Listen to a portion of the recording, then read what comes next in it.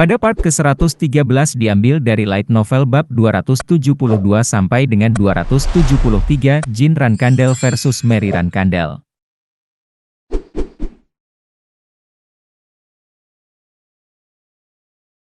Ambil pedangnya, Bradamante. Dia pasti akan melawanmu nanti, kata Divos. Bradamante? Bukankah saat ini ada di gudang senjata Joshua? Mary bertanya. Aku bilang para pembawa bendera akan sibuk karena ayah, kan? Joshua akan keluar dari taman pedang mulai besok. Dan kamu mungkin tetap di sini. Oh, jadi, meskipun aku mencuri gudang senjatanya, aku tidak akan langsung mendapat masalah. Begitukah? Mungkin tidak dalam waktu dekat. Meskipun dia akan marah sekali saat dia kembali. Aku akan memikirkan cara menangani masalahku nanti. Aku harus mengambil pedang itu segera setelah Joshua pergi. Lagi pula, ada gunanya mengupas buah untukmu. Atasi masalahmu sendiri, oke? Jangan khawatir soal itu. Tapi kalau ibu mencoba membunuhku karena itu, majulah, oke? Aku mengandalkanmu, kakakku sayang. Sampai nanti. Aku berangkat. Apa? Hei, ayolah. Mary. Dasar bodoh. Aku tidak setuju dengan permintaanmu. Apa kamu mendengarku? Mary tidak berhenti melakukan apapun jika dia bisa melawan yang berkuasa, bahkan jika itu berarti mencuri dari gudang senjata pembawa bendera kedua dan penerus patriark di siang hari bolong. Segera setelah Joshua meninggalkan taman pedang, Mary menuju ke gudang senjata yang terletak di dalam kediaman independennya. Dia menaklukkan semua ksatria pelindung Joshua yang tidak mundur dan berhasil mencuri Bradamante. Dalam prosesnya, lebih dari selusin ksatria pelindung Joshua terluka, dan Mary sendiri menderita banyak luka di tubuhnya. Para ksatria penjaga yang menjaga gudang senjata terkejut dengan tragedi yang tiba-tiba ini, tapi sekarang setelah Jin kembali, hal seperti ini tidak dapat dihindari terjadi. Mary selalu ada dalam rencana Jin untuk mengambil Bradamante. Aku tidak mengira dia akan membawanya kembali secepat itu. Yah, Mary benar-benar sesuatu yang istimewa. Tapi apa yang dia bawa di punggungnya? Kelihatannya sangat berat. Tatapan Jin tertuju pada karung kain besar tak dikenal yang dibawanya di punggungnya. Mary menunjuk ke arah Bradamante yang tergantung di pinggangnya dengan ibu jarinya. Jangan bilang kamu akan menolakku lagi. Aku tidak pernah bilang kalau Phoenix Heart itu gratis. Bukankah hadiah ulang tahun biasanya gratis? Biasanya, orang membalas budi. Mary. Sebenarnya, alasan aku tidak ingin berkelahi denganmu adalah karena aku tidak ingin menarik terlalu banyak perhatian setelah tiba. Apa? Yah, sulit untuk dijelaskan. Pembuluh darah muncul di leher Mary. Kamu sedang meremehkanku sekarang, bukan? Jin, kamu bocah. Paman Jet bilang padaku kamu gila, tapi aku tidak menyangka kamu sekeren ini. Keributan lain terjadi di lorong. Kami telah menemukan pembawa bendera ketujuh. Ambil kembali benda itu bagaimanapun caranya. Nyonya pembawa bendera ketujuh. Tolong berhenti bermain-main dan kembalikan pedangnya. Oh, sial. Apakah mereka sudah mengejarku? Tahan di sana. Aku akan menusukmu jika kamu mendekat. Jin tidak menyangka keadaan akan meningkat sejauh ini.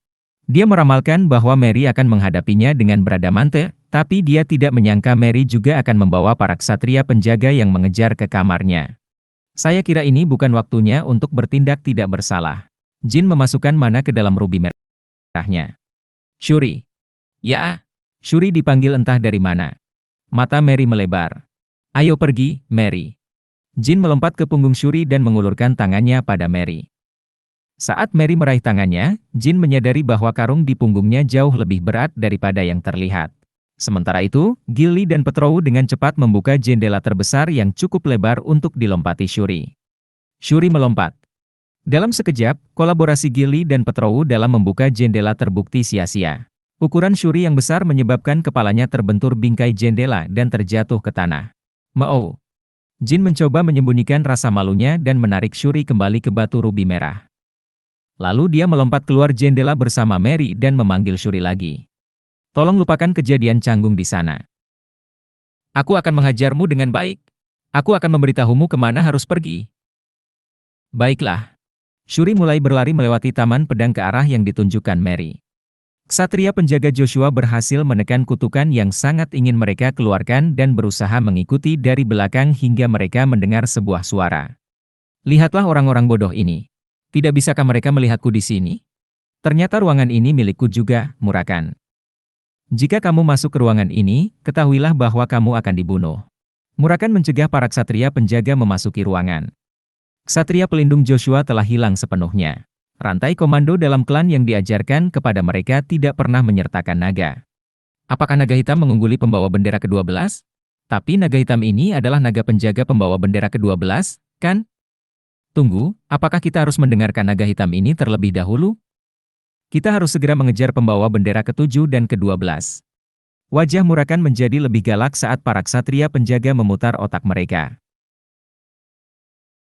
Sial, lihat orang-orang bodoh yang tidak berguna ini. Bahkan Temar, bocah itu, tidak pernah berani melintasi wilayahku. Aku tahu waktu telah berubah, tapi haruskah aku diperlakukan seperti ini bahkan di klan Rankandel? Kami akan mengambil jalan memutar, Tuan Murakan, seorang ksatria penjaga berbicara, tapi Murahan sudah kesal. Tidak, itu tidak akan berhasil. Egoku telah menderita banyak kerusakan, dan aku tidak bisa membiarkanmu pergi seperti ini. Bodoh, kamu belum menunjukkan rasa hormat padaku begitu kamu melihatku. Kami akan mundur sekarang. Pasukan, ambil jalan memutar dan kejar. Pada saat itu juga, energi gelap berkumpul di mata Murakan. Sisik hitam terbentuk di lengan dan wajahnya, dan sayap tumbuh dari punggungnya secara bersamaan. Dia mengubah bagian tubuhnya untuk memperlihatkan kekuatan naga. Para ksatria penjaga langsung membeku seperti patung sebelum mereka bisa berbalik. Jika ini terjadi 1000 tahun yang lalu, ksatria penjaga biasa hampir tidak akan bisa menatap mata Murakan. Semua anggota klan Rankandel sangat menghormati Murakan di masa Temar. Apakah kamu tidak tahu cara menekuk lutut? Para ksatria penjaga segera berlutut setelah mendengar kata-kata Murakan. Gili dan Petrou terkejut melihat pemandangan itu, tapi mereka berhasil tetap tenang. Murakan memancarkan kekuatan yang sangat besar dan luar biasa, namun para ksatria penjaga tidak menyerah karena rasa takut. Mereka menyadari betapa tidak hormatnya mereka terhadap penjaga klan yang dihormati sampai saat ini. Para pelayan Rankandel telah menyinggung penjaga klan, naga hitam besar. Kami akan menerima hukuman apapun yang Anda tetapkan kepada kami. Murakan memandang mereka beberapa saat dan menjawab. Baiklah. Seseorang harus bertanggung jawab atas pelanggaran ini. Bawakan aku Rosa Rankandel. Para ksatria penjaga bersumpah bahwa ini adalah hari paling memalukan dan bencana yang pernah mereka alami sejak menjadi ksatria Yosua. Jin dan Mary tiba di sebuah dataran di pinggiran kolon. Tanah yang luas dan kosong ini diserahkan kepada kendali langsung Mary saat dia menjadi pembawa bendera. Tanah itu mempunyai satu tujuan. Pertempuran. Setiap kali Mary menemukan lawan yang layak, dia akan menyeret mereka ke sini dan bertarung sampai dia puas. Jin adalah musuh pertama yang layak tahun ini. Ini juga pertama kalinya Jin datang ke tempat ini. Suara mendesing, suara mendesing. Mary menggeliat, mengacungkan pedangnya sementara Jin memeriksa noda darah kering dan bekas pedang yang menutupi area tersebut. Saya mendengar bahwa 100 tokoh kuat kehilangan nyawa mereka di sini. Ada juga banyak luka pedang yang dalam, yang menunjukkan banyaknya pertempuran besar yang terjadi di sini. Mary melepaskan Bradamante dari pinggangnya. Lalu dia melemparkannya sejauh yang dia bisa, ke seberang dataran. Aku akan menancapkannya di tanah di suatu tempat, tapi dia akan terseret ke dalam pertempuran dan tetap dibuang. Akhirnya, aku bisa bertarung melawanmu. Sekarang, aku bisa merasa nyaman bertarung melawanmu di tempat ini. Jin telah memprovokasi dia 2 hari berturut-turut, sejak mereka memiliki kesempatan untuk berbicara di Taman Pedang. Motif di balik provokasi tersebut tetap sama seperti biasanya. Itu untuk mendapatkan keuntungan dalam mengalahkannya. Dia berada di tahap akhir dari 8 bintang atau tahap awal dari 9 bintang. Dia tidak terintimidasi. Jin bukan satu-satunya yang tumbuh lebih kuat dalam 4 tahun terakhir di panggung pembawa bendera cadangan. Semua pembawa bendera telah membuat kemajuan luar biasa, termasuk Mary. Faktanya, Mary bahkan mengetahui gerakan finishingnya. Dia tidak akan menggunakan gerakan finishing, kan? Sayang sekali. Saya melakukan semua yang saya bisa untuk memprovokasi dia sampai sekarang, tetapi dia kembali tenang. Tidak ada lagi urat yang muncul di leher Mary. Dia menatap Jin dengan tenang. Adikku? Iya, Mary? Tahukah kamu? Tahu apa? Maria tertawa terbahak-bahak. Aku membunuhmu setidaknya 30 kali dalam perjalanan. Aneh sekali untuk mengatakannya. Bagaimana mungkin? Dia mengungkapkan belati yang dia sembunyikan di lengan bajunya. Sambil menunggangi kucing di belakangmu, belati kecil ini bisa saja menjelajahi setiap sudut dan celah tubuhmu jika aku menginginkannya. Aku tidak ingin reuni kita berakhir dengan cara yang membosankan. Jin hanya mengamati kakak ketiganya berbicara penuh kemenangan dan tidak menanggapi selama beberapa waktu. Dulu orang-orang salah paham tentang Mary Rankandel, orang paling galak di Hufester. Mereka menganggapnya sebagai seniman bela diri yang selalu berusaha bertarung dengan bersih. Tapi itu tidak jauh dari kebenaran. Mary melakukan segalanya untuk menang. Dia hanya kurang berbakat dalam membuat skema dan plot, jadi dia menjauhinya. Namun dia tidak pernah ragu untuk menggunakan ancaman terselubung, racun, atau penyergapan. Dalam hal ini, Mary tidak berbohong ketika dia mengatakan dia bersikap lembut terhadap Jin. Meski itu hanya setengah benar. Dan itulah sebabnya aku memberitahumu sebelumnya. Aneh sekali. Apa menurutmu aku tidak memperhatikan hal-hal kecil itu? Jin telah menyadari belati Mary sepanjang perjalanan. Itu adalah pengalaman yang cukup menggembirakan, dan ancaman itu cukup membuatnya berkeringat dingin. Mary menjilat bibirnya dengan kepuasan atas jawabannya. Adikku, aku bangga padamu. Jika orang-orang bodoh dari Tona itu mengucapkan kata-kata itu, aku pasti sudah menghancurkan rahang mereka. Tapi kamu tulus. Kamu terdengar cukup meyakinkan. Sepertinya kamu tidak sedang menggertak. Terima kasih. Mari kita mulai sekarang, saudaraku. Sebelum kita melakukannya, aku hampir melupakan sesuatu. Mary akhirnya melepaskan karung berat yang dibawanya di punggungnya. Bahkan Jin tidak bisa mempercayai matanya saat dia mulai membuka karungnya. Ini gila. Ini adalah bom mana? Dan mereka adalah tipe antipersonil yang paling kuat. Masing-masing gumpalan biru seukuran telur yang mengisi karung itu sama kuatnya dengan mantra serangan bintang 7. Mary menyebarkan bom ke seluruh wilayah tanpa ragu-ragu. Mereka segera berguling dan memenuhi area di antara kakak beradik itu. Mereka memiliki kunci pengaman yang mencegahnya meledak dengan sedikit benturan. Tapi dengan gelombang kejut yang ditimbulkan oleh pertempuran mereka, kunci pengaman itu tidak berarti apa-apa. Aku sudah menunggu pertarungan ini terlalu lama. Tidak baik jika memiliki skenario yang membosankan, kan? Aku menghabiskan sepanjang malam mencoba memikirkan bagaimana pertarungan ini bisa lebih memuaskan. Haha. Datanglah padaku, Jin. Bom mana yang dilemparkan Mary berguling dan tersebar. Meski tampak seperti telur biru kecil dan polos, masing-masing telur tersebut dapat mengakhiri nyawa puluhan manusia dalam sekejap. Berapa banyak yang ada di sana? Bagaimana bisa seseorang hampir melupakan hal-hal ini? Setidaknya ada 200, menurut perkiraan kasar. Tentu saja, tidak akan ada terlalu banyak orang di dunia ini yang cukup gila untuk meminta pertempuran dengan benda-benda mematikan yang tersebar di mana-mana. Dataran yang beberapa saat lalu hanya berupa ruang kosong, kini menjadi arena kematian.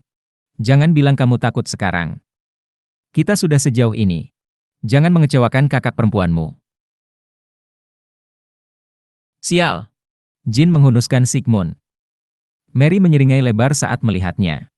Terlepas dari penguasaan seseorang, melihatnya bereaksi seperti ini akan membuat siapapun merinding.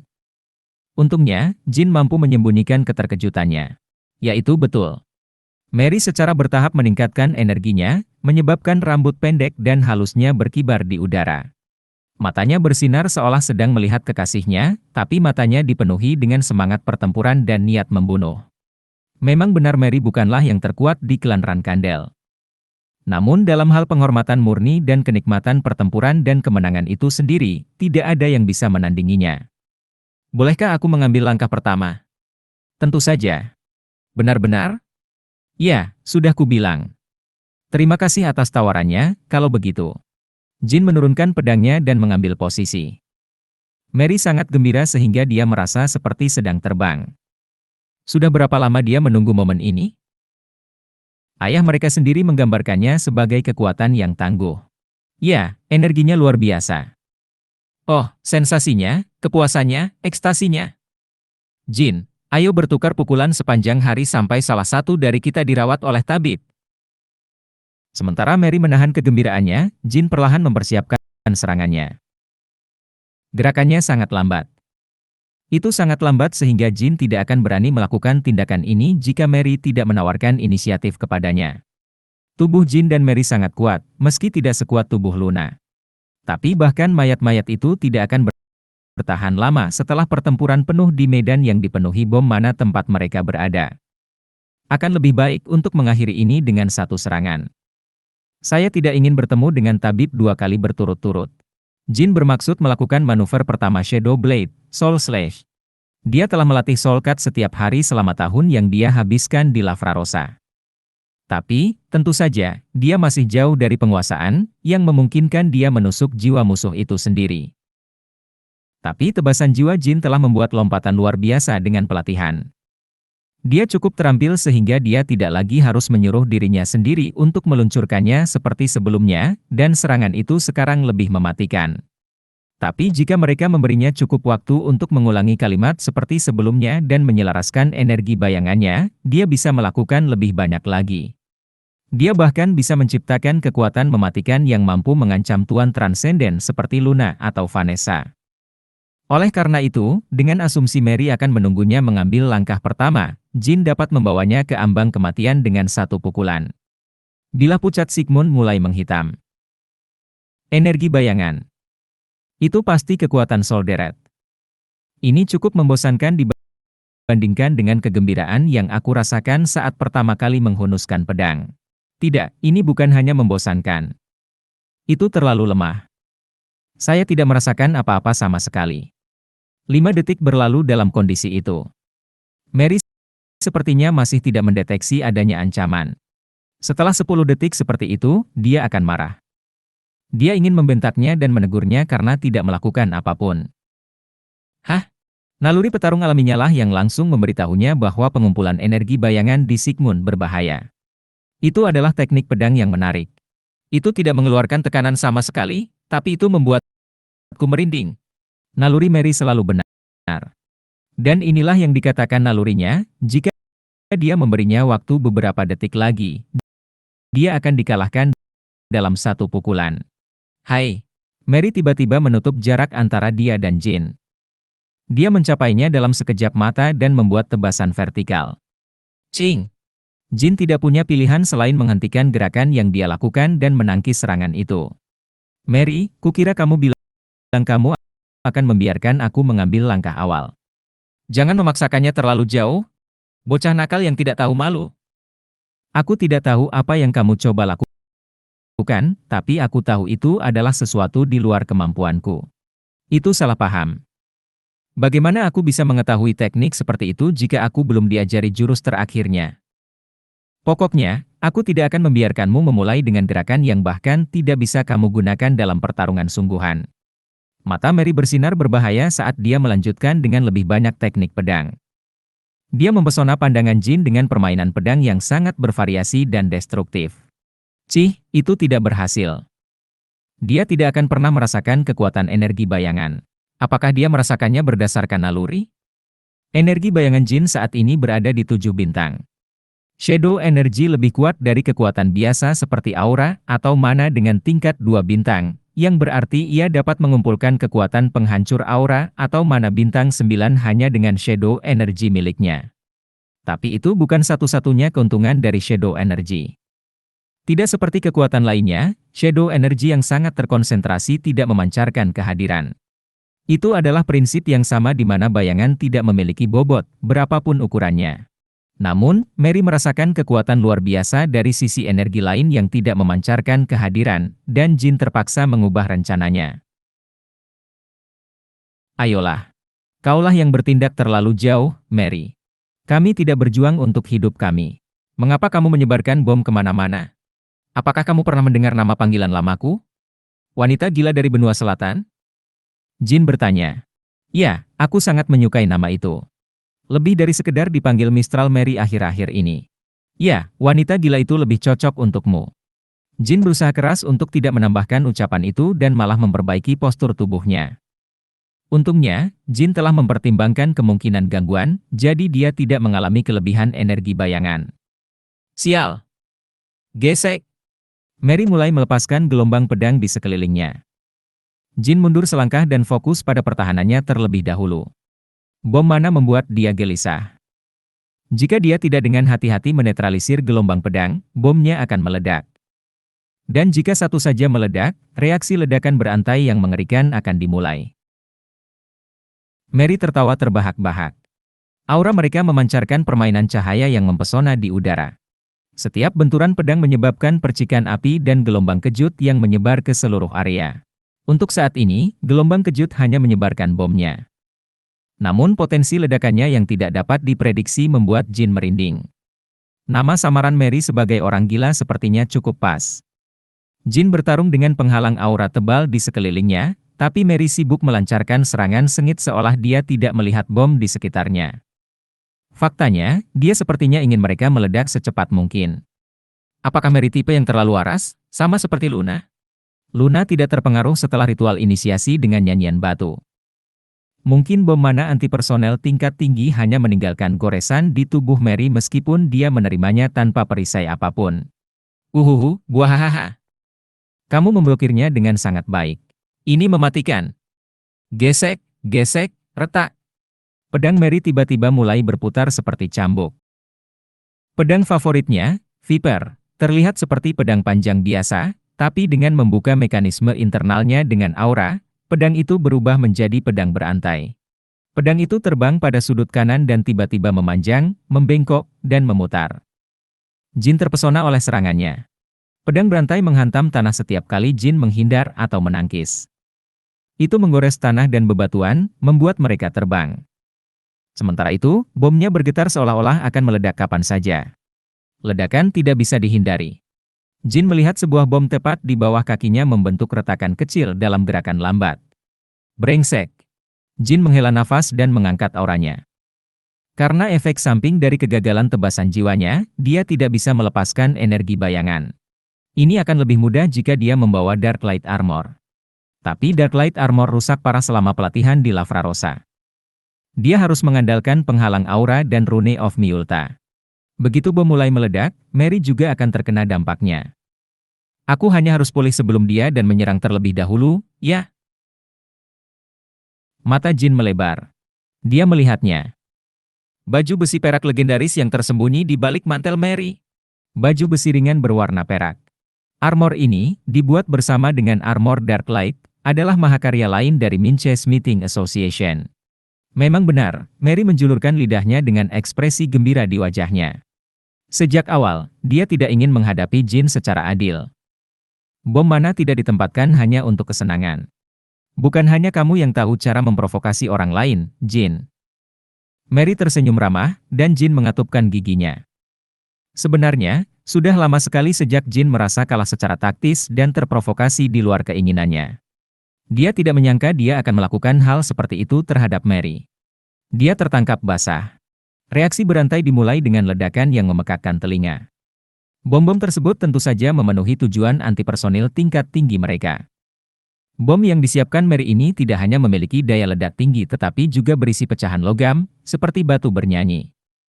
Batu bernyanyi memiliki kekuatan yang terbatas karena dibuat untuk pelatihan, tapi bom mana ini tidak menunjukkan belas kasihan. Boom, lang. Gesek. Ledakan dan pecahan peluru yang berterbangan menuju ke arah Jin dengan kecepatan yang dimaksudkan untuk menghancurkannya. Pecahan peluru logam menembus penghalang perisai dan merobek tubuhnya. Jika dia tidak memiliki tubuh Rankandel yang diberkati, dia akan dicincang dalam hitungan detik. Dan bukan itu saja. Dia harus menghadapi serangan Mary yang terus-menerus sekali lagi. Dia memiliki area yang relatif lebih kecil untuk dilindungi berkat armornya dan bisa bergerak dengan relatif bebas. Tentu saja, armornya tidak sempurna. Pecahan peluru juga bersarang di tubuhnya. Jelas sekali, hal itu diikuti oleh rasa sakit yang mengundang kutukan sebagai reaksinya. Tapi Mary adalah tipe orang yang memilih leher untuk ditukar dengan anggota tubuh. Bagaimanapun, Jin sudah berada dalam posisi yang tidak menguntungkan melawannya. Aku tahu ini tidak akan menghabisimu. Tapi setidaknya kamu harus mengambil risiko cedera serius. Lalu, aku akan perlahan-lahan mencabik-cabikmu sampai aku mengalahkanmu. Pedang rantai terbang tanpa kehilangan kekuatannya, bahkan di tengah semua ledakan. Dia tidak bisa secara akurat menargetkan titik-titik kritis karena asap, tapi Mary merasakan sensasi mendebarkan menusuk daging dari waktu ke waktu. Ledakan tersebut berlangsung selama 3 menit. Warga sipil dan sebagian besar seniman bela diri akan musnah akibat ledakan yang berkepanjangan dan dahsyat. Mary berdiri dan terengah-engah sambil menunggu debu mereda, berharap bisa melihat adik laki-lakinya yang compang-camping. Setelah debunya hilang, dia bisa melihat Jin berlutut, sama sekali tidak bergerak seperti patung. Tubuhnya berlumuran darah, dan dia juga batuk darah. Apakah kamu baik-baik saja? Apakah aku sudah bertindak terlalu jauh? Jika kamu merasa seperti akan mati, ayo berhenti di sini. Mary bukan tipe orang yang mengatakan hal seperti itu. Mary segera menutupi pedang rantainya dengan lapisan aura baru. Tidak perlu menurunkan kewaspadaannya sebelum dia yakin dia telah menghancurkan musuhnya. Saudari. Mata Mary berbinar lagi mendengar panggilan Jin. Ya, saudaraku sayang. Kamu masih bisa melanjutkan, bukan? Jin perlahan mengangkat kepalanya dan menyelesaikan kalimatnya. Saya akan membunuh kamu.